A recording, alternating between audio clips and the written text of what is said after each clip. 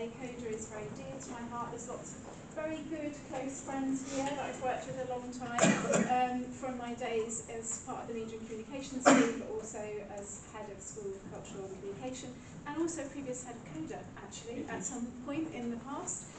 So very much a research area in gender that's really close to my heart. It's really great to see you all here today. You can see there are people from across the university, and the great thing about these days is it does physically bring us together, which is wonderful. We know, I can already tell from the buzz that was going on and that we have to stop, that the real value that comes out of the day is that chance to connect, to give ourselves the permission to step out of the day job, for the few hours of the day, to use that time to really immerse ourselves in research ideas and opportunities, and that is a pleasure, isn't it? Because it's really difficult to give ourselves that permission to have that time. So really enjoy that today. I want to say thank you to Leighton for organising, because bringing people together needs to be done and to get organised. I know you're going to have a really fruitful day, so please enjoy, and look forward to seeing what comes out of the day. So I'll leave you to it. Take care. Thank you, Sian. I'm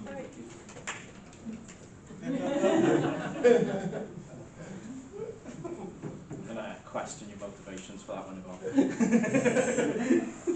well. Okay, so welcome everyone. I'm going to shut the door because I don't like open doors, which doesn't sound good when I reflect on it.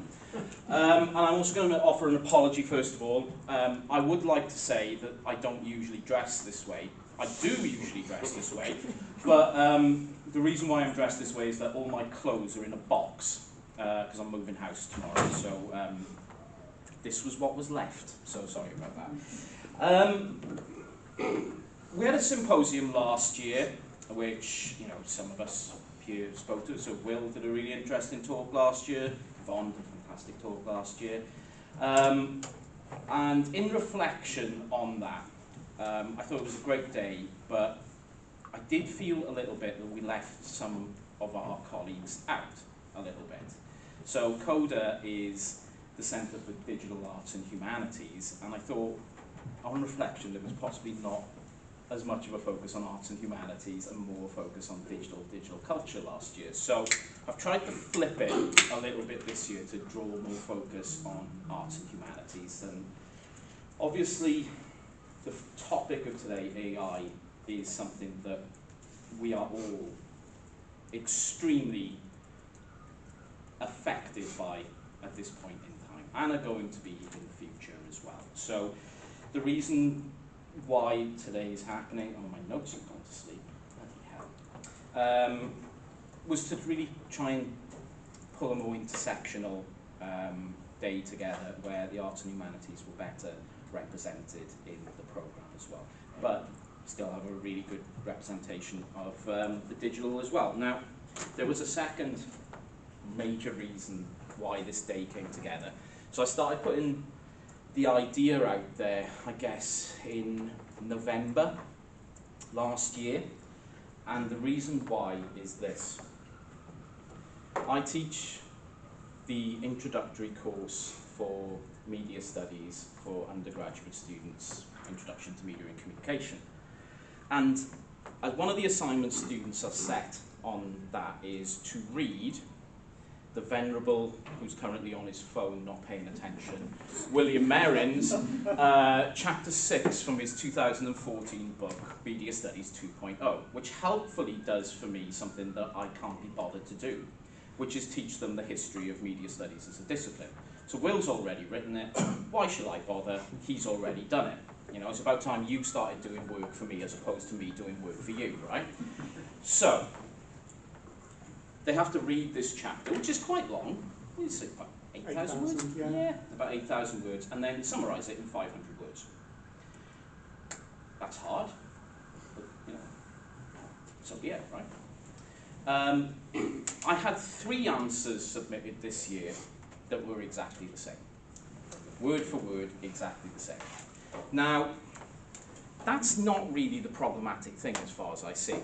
That's bad, obviously, and I'm sure Phil will have some reflections on why that's bad. But it wasn't that they had done that, which was the problem for me. It was that the answers that were generated, because you can quite clearly see, they downloaded the chapter, uploaded it to ChatGPT, and put in a prompt that said, summarize this in 500 words. The summary was garbage. It was absolute nonsense from beginning to end. And the reason why... Well, it's a matter of taste, yeah, and you know, the chapter has pluses and minuses, but I think I was the proofreader on it. Yeah, there's a load of mistakes in it. The ChatGPT completely missed the nuance of the chapter. It did a good job in summarising the chapter, but it completely missed the argument. Now, the reason being is that Will has a peculiar style of writing where he doesn't express his argument for the chapter until about page 24 or 32. So ChatGPT missed it completely, and therefore the students missed it completely as well.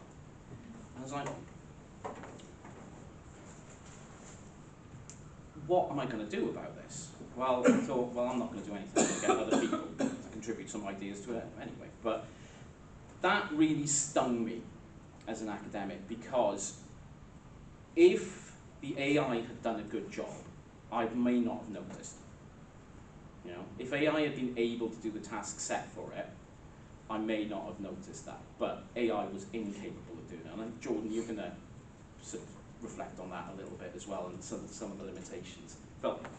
Can I just, I suspect I'm going to do a lot of this morning, but like devil's advocate, that it may well have done a good job and you haven't noticed because those are the ones that you've given a good mark. Very good point. Yeah. Yeah, you only see the ones that... We only see the ones that were bad. The reason, I think the reason why they were bad, in particular, was because the AI failed to address the register of the task.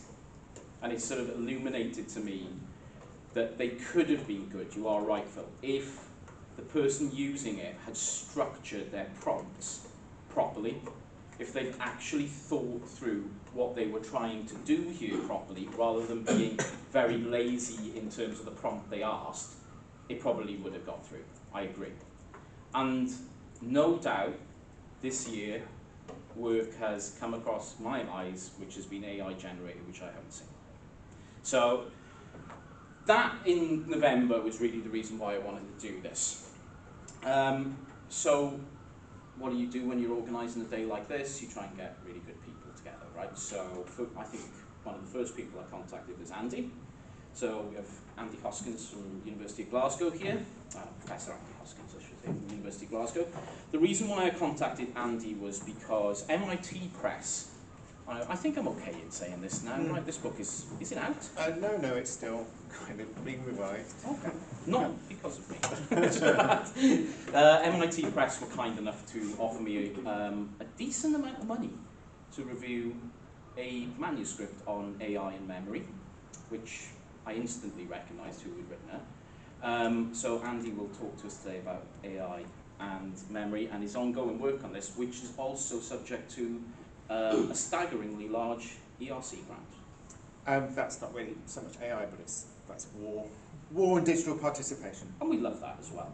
Well, there's a bit of AI in it. Yeah, absolutely. Then Phil, at the back there, Phil Newton will speak to us. Phil, Professor in Neuroscience in the School of Life Sciences here, Swansea. That'll do. Who is also guru on AI and academic practice, and will help us through some of the issues which I obviously encountered in November. We have Eve Moriarty from the Centre for Digital Humanities here at Swansea, and a PhD student in the School of Culture and Communication, who will be talking about generative AI and poetry. And again, you're the big one I'm hanging all this on, Eve, about drawing it back to the arts and humanities. And finally, and I was really pleased that this all came together, we have Professor Jordan Frith from Clemson University in which Carolina? The southern one. The Southern South Carolina. Sorry, I should know that one. Who has come all the way from South Carolina to be with us today on a whistle-stop tour of Northern Europe. Yeah, It's like I'm giving 4 talks like in Sweden and Norway, and so while I'm happy to be here, I do not like Jordan is the first human being ever to get sunburn in Swansea on a cloudy day.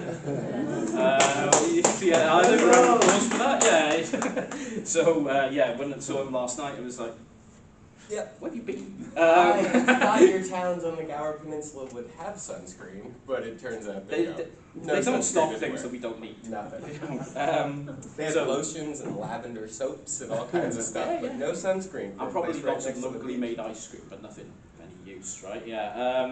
So Jordan and I have lived together in the past, and Jordan's going to talk about I think the wider impact of AI on the humanities, and I think importantly some of the hard limitations that we're approaching with regards to AI as well. Interesting anecdote about Jordan. You may want to ask him to see the barcode tattoo. So Jordan wrote a book on barcodes and other forms of storage of information and that kind, and then had the ISBN the barcode tattooed on himself as well, which is great. I'm going to have a QR code tattooed on myself with an obscene message when you open the QR code webpage. You inspired me to do this. I've booked it in. It's going to happen in the next couple of weeks. You're going to need a good artist to get data into a QR code, right? Okay, so it may not work, but Yeah, it doesn't matter. Alright, fair enough. Okay, so I managed to get that done in one time. I'm really impressed with myself for once.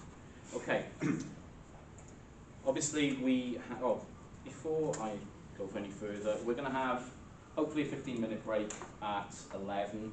Structure of the talks around about 20-25 minutes, I hope, and some time for questions afterwards.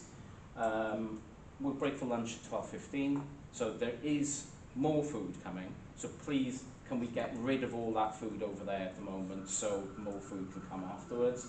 And then in the afternoon, if people are able to join us, Fred Boy, say hi Fred, is going to chair a round table of what's happened in the day, and hopefully we're going to generate some ideas for money, because at the end of the day that's what we're all here for, right? You know, to give ideas over for free to institutions, and then the university is going to swallow up all the money afterwards. That's how it works, right? Sorry, it's too early in the day to be so cynical, right? So, without further, I would like to invite Andy over to begin. Thank you, everyone. Cheers.